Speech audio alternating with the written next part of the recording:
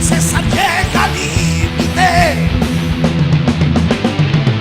A las primeras afrentas pierde cuadro territorial. Y huyendo a Roma sin perseguirlo, allí es donde su error se verá.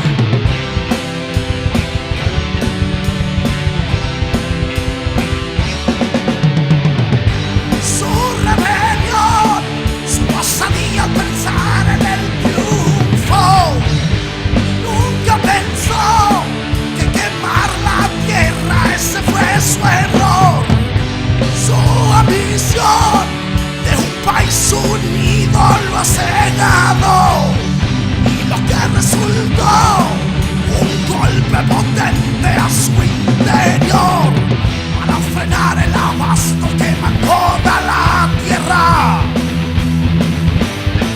Irritado el procónsul César llega al límite.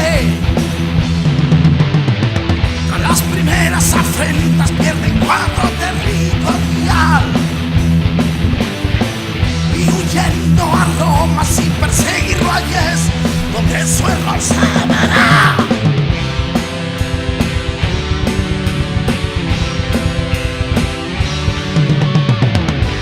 Por el error de no prepararse para esta situación, él afrontó a los muros de Alesia la fuerza superior.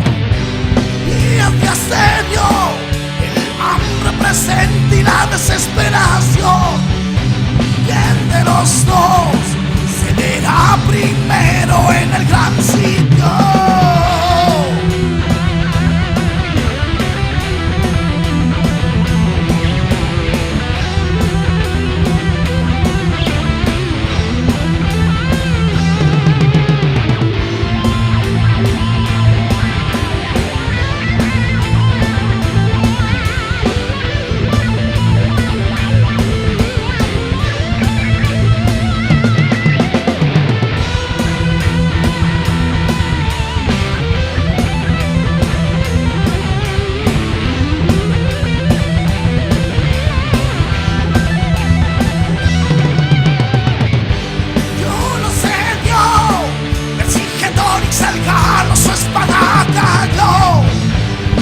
Subsidio que le llevasen a Roma para emitir juicio, condenado a muerte por tomar las armas de insurrección.